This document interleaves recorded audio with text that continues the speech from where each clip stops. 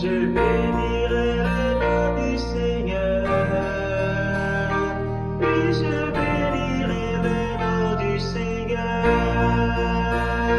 Oui, je bénirai le nom du Seigneur. Oui, je bénirai le nom du Seigneur. Il est notre bouclier.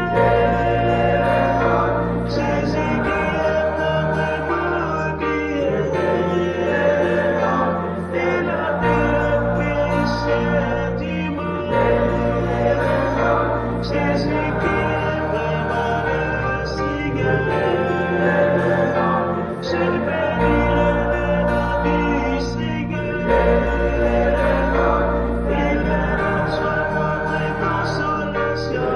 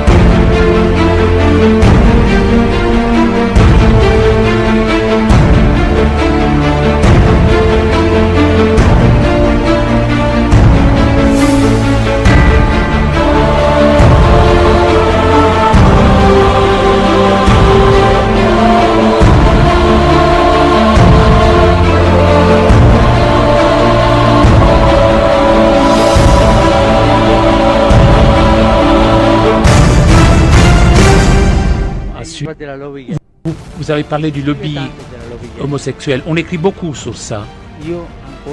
Moi, je n'ai pas trouvé personne, je trouve personne qui me donne sa carte d'identité au Vatican où il y a écrit homosexuel. On me dit qu'il y en a, mais je pense que lorsque quelqu'un est avec une personne comme ça, doit faire la différence, doit distinguer. Faire une personne, un homosexuel, et d'appartenir à un lobby.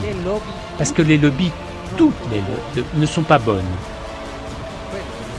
Voilà, ça c'est méchant, ça c'est mauvais. Si une personne est homosexuelle et recherche le Seigneur et a une bonne volonté, qui suis-je pour pouvoir le juger? Le catéchisme de l'Église catholique explique bien tout cela. Midi, attends.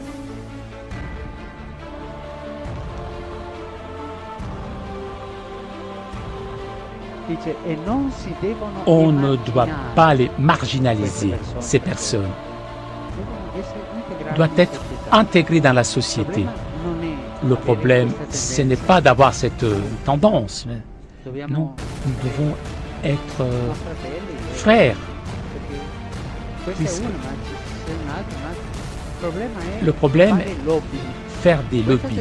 Cette tendance, le lobby politique, de personnes avares, les maçons, voilà le problème le plus important.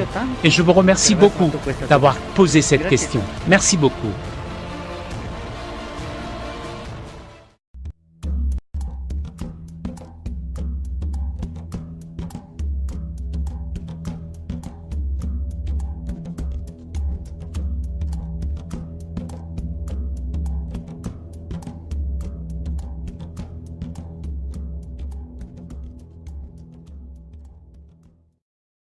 Que la paix de Jésus-Christ soit sur vous tous.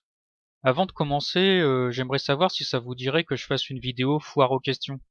Vous connaissez le principe, je pense, vous me posez des questions sur divers sujets, et j'y répondrai ensuite dans une prochaine vidéo.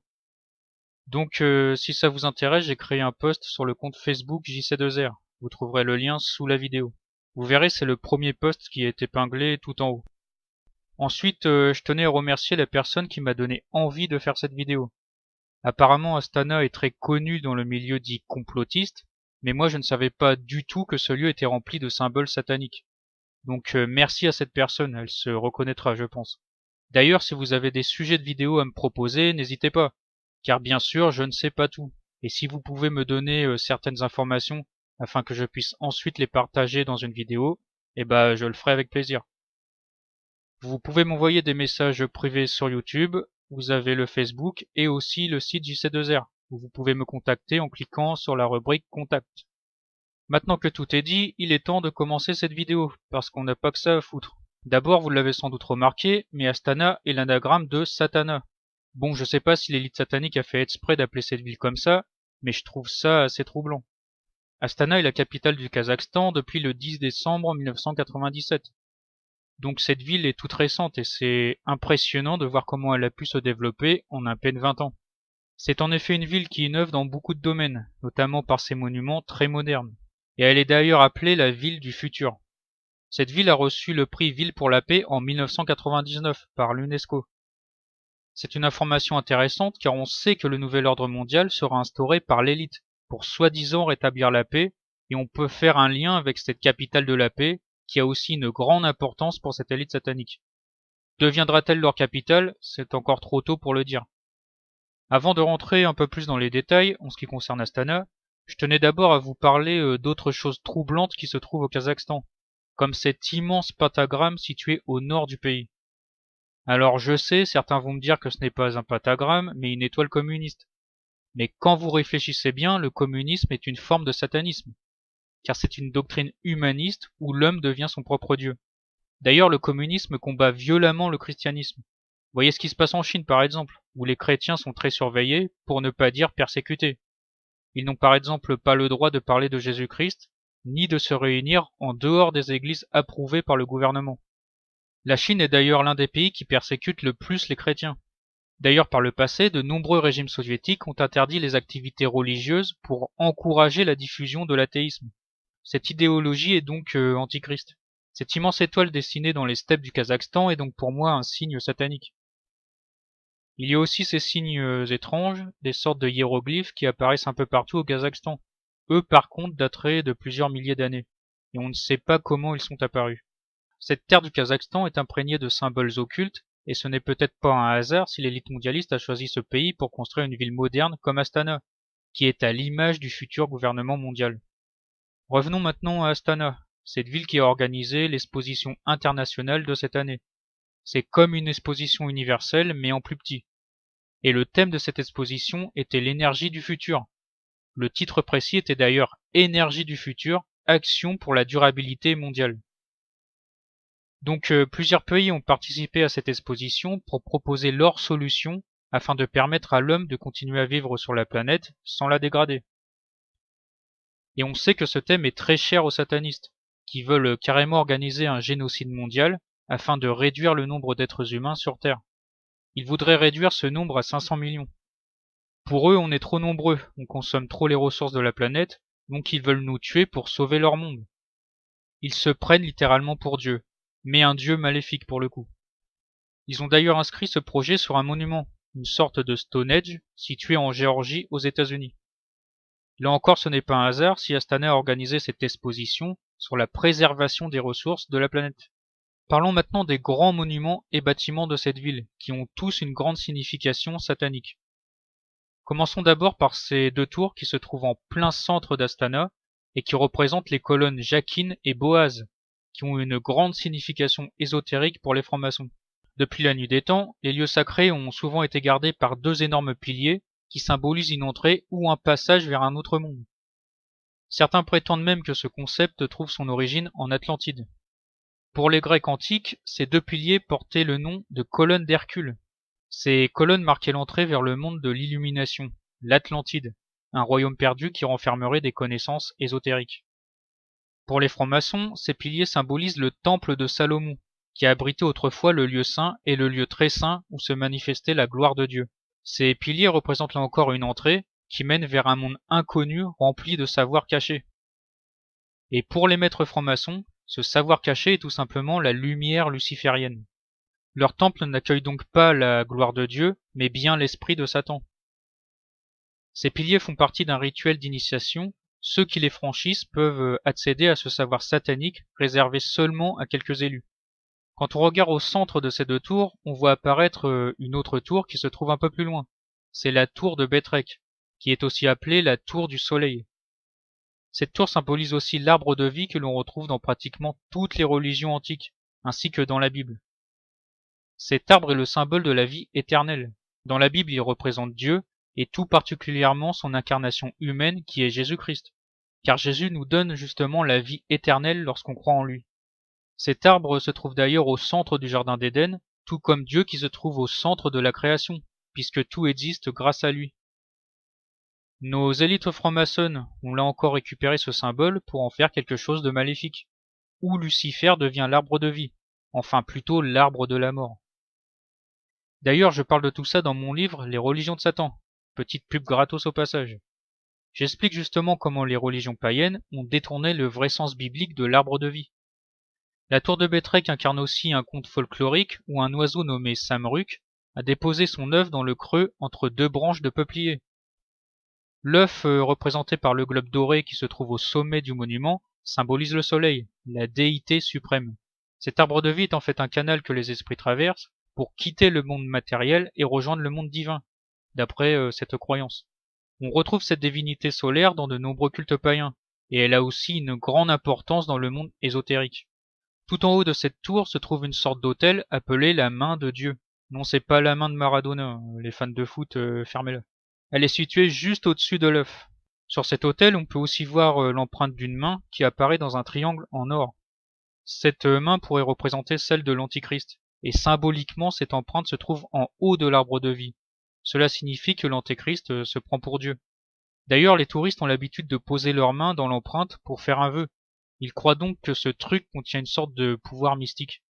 Certains vont me dire que je délire, et c'est sûrement le cas, mais ça me fait penser à ce qu'on voit des fois dans les films de science-fiction, où des personnages posent leurs mains sur un cadran pour contrôler tout un tas de trucs, comme si cette technologie avancée leur donnait un pouvoir divin.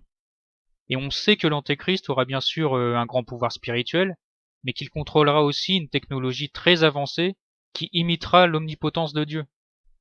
À côté de cette main dorée, on a une espèce de globe qui a été signé par les 17 représentants des principales dénominations religieuses du monde. C'est tout simplement le symbole de l'unification de toutes les religions pour en créer une seule, la religion mondiale de l'Antéchrist. L'autel avec l'empreinte de la main symbolise donc le pouvoir politique de l'Antéchrist, et le globe le pouvoir religieux. La Babylone politique et commerciale et la Babylone religieuse de la fin des temps, qui sont très bien décrites dans la Bible. Juste en face de cette tour, on a le palais présidentiel qui se situe au bout d'une route cérémoniale, qui débute justement à l'emplacement de la tour de Bétrek. Un grand dôme a été placé sur le toit de ce palais. Il symbolise le sexe féminin, ou la féminité si vous préférez. Contrairement à la tour de Bétrek qui a une forme phallique et qui symbolise la masculinité. Tous ces symboles occultes, on les retrouve aussi dans des villes comme Washington et Paris. Et tout au fond de ce paysage très symbolique, on trouve une pyramide qui porte le nom de Palais de la Paix et de la Réconciliation. C'est un bâtiment religieux et culturel de forme pyramidale donc, qui a été construit en 2006. Bon, je ne rentrerai pas dans les détails du symbole de la pyramide, car vous savez tous qu'elle représente le pouvoir de l'élite satanique qui écrase la masse, la populace que nous sommes. Et ce bâtiment a été spécialement construit pour accueillir le congrès des dirigeants des religions traditionnelles du monde. Elle est conçue pour accueillir différentes religions comme le judaïsme, l'islam, le christianisme, le bouddhisme, l'hindouisme, etc., etc. Elle contient également une salle d'opéra de 1500 places, le musée national de la culture, une université des civilisations. J'aime beaucoup le nom, il a une grande signification. Cette pyramide a aussi une bibliothèque et un centre de recherche. Officiellement, cette forme pyramidale a été conçue comme un centre global de compréhension des religions, de renonciation à la violence et de promotion de la foi et de l'égalité des hommes. Tout ça sent bon la religion mondiale et l'unification de tous les peuples et de toutes les cultures. C'est le principe même du nouvel ordre mondial où il n'existera plus qu'un peuple et une seule religion, pour soi-disant garantir la paix dans le monde. Ce n'est donc pas pour rien s'ils ont choisi d'appeler cette pyramide Palais de la Paix et de la Réconciliation. Enfin, le Khan Shatyr est une immense tente transparente qui abrite un gigantesque complexe de loisirs. Elle mesure 150 mètres de haut et sa surface est de 144 000 mètres carrés. Cette tente est une vraie prouesse technologique car son toit a été conçu en éthylène tétrafluoroéthylène, putain je l'ai dit du premier coup, un matériau souple qui résiste aux plus grands écarts de température. Malgré des hivers rigoureux, le Khan Shatyr bénéficie toute l'année d'une température ambiante de 15 à 20 degrés Celsius. Cette tente a été conçue par l'architecte Norman Foster, qui a d'ailleurs construit une bonne partie de la ville. Il avait pour ambition de construire une ville qui symboliserait la paix et l'union de toutes les religions. Certaines rumeurs disent qu'il serait franc-maçon, et vu la gueule de ses constructions, ça ne m'étonnerait pas. Enfin bref, cette tente symbolise le tabernacle originel, qui est la tente qui abritait autrefois l'arche de l'Alliance, à l'époque de Moïse. L'élite satanique adore reprendre les grands symboles divins pour en faire quelque chose de maléfique. On en a encore la preuve avec cette fameuse tente. Les architectes francs-maçons ne comptent pas s'arrêter là, car ils ont encore de nombreux projets de construction comme des immeubles, des stades et des centres commerciaux. Astana n'a donc pas fini de grandir. Astana est aussi au centre de l'actualité, puisque c'est là-bas que les grandes puissances ont décidé de mettre en place les zones de désescalade en Syrie, qui ont pour but de pacifier les territoires syriens libérés de l'emprise de Daesh. Mais aujourd'hui on voit qu'on en est loin, puisque ces zones sont de nouveau menacées par les terroristes et par les rebelles syriens qui sont tous armés par les États-Unis. Les Américains entretiennent le chaos en Syrie car c'est le seul moyen qu'ils ont de contrer l'avancée des Russes et de l'armée syrienne. Ils veulent à tout prix empêcher Assad de récupérer l'intégralité du territoire syrien. C'est donc intéressant de voir la plausible future capitale du monde jouer un rôle dans un conflit qui pourrait bien déclencher la Troisième Guerre mondiale. Et je ne pense pas que nos élites sataniques aient choisi cette ville au hasard. Elle a vraiment une grande importance pour eux. Et je suis sûr qu'on entendra de plus en plus parler de cette ville dans les mois à venir. Pour conclure, on peut dire qu'Astana est le symbole de la paix et de l'unification de toutes les religions, ce qui fait d'elle la capitale parfaite pour le gouvernement mondial de l'Antéchrist. Cette ville d'Astana est l'illustration même de ce plan satanique du nouvel ordre mondial, qui se met en place sans que les peuples du monde ne s'en aperçoivent. Les centaines de symboles occultes présents dans la plupart des grandes villes restent invisibles pour la majorité des gens. Ils passent devant sans essayer de comprendre la vraie signification de ces monuments. Ils sont hélas comme des veaux inconscients qu'on les mène à l'abattoir. Que Dieu vous bénisse.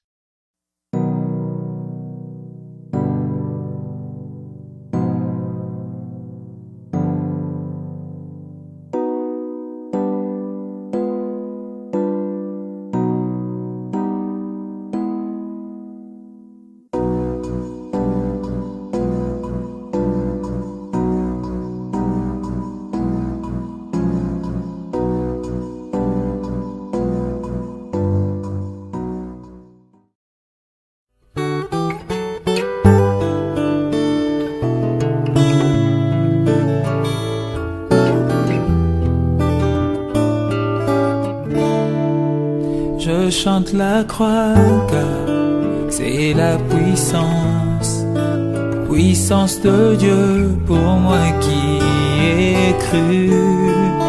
Chose impossible, mais Dieu l'a fait. Il a condamné le péché dans la chair.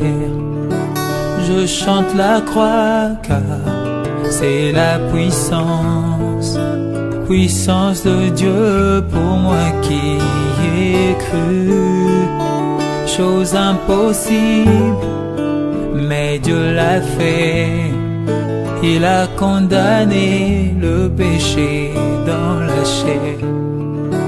Chose impossible pour tout humain.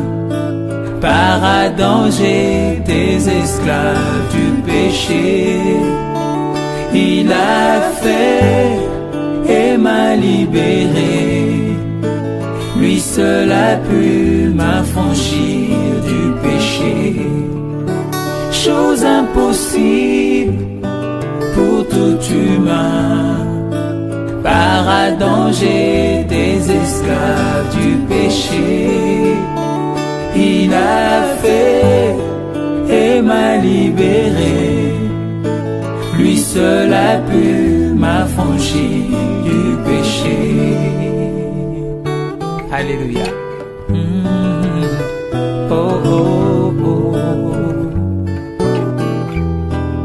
Alléluia. Personne n'est juste, même pas un seul. C'est ce que disait la loi quant aux humains. Mais par la croix, je suis sanctifié. Alléluia. Justifié par l'offrande du corps de Jésus. Et je suis saint, enfant du royaume, libre d'entrer dans le lieu très saint. Plus de rituels, plus de sang de bouc. Mon Père a pourvu à tout ce qu'il fallait. Alléluia. Chose impossible pour tout humain. Par Adam j'étais esclave du péché. Il a fait et m'a libéré. Lui seul a pu m'affranchir du péché. Oh, chose impossible pour tout humain. Par Adam j'étais esclave du péché. Il a fait et m'a libéré. Lui seul a pu m'affranchir du péché. Je chante la croix car c'est la puissance de Dieu pour moi qui ai cru en Jésus.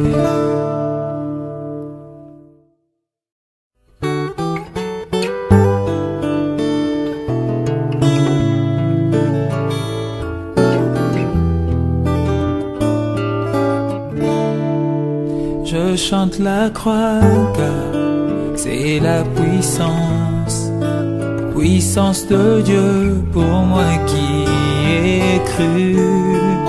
Chose impossible, mais Dieu l'a fait. Il a condamné le péché dans la chair. Je chante la croix car c'est la puissance, puissance de Dieu pour moi qui ai cru. Chose impossible, mais Dieu l'a fait. Il a condamné le péché dans la chair. Chose impossible pour tout humain. Par Adam j'étais esclave du péché. Il a fait et m'a libéré. Lui seul a pu m'affranchir du péché. Chose impossible pour tout humain. Par Adam j'ai des esclaves du péché. Il a fait et m'a libéré.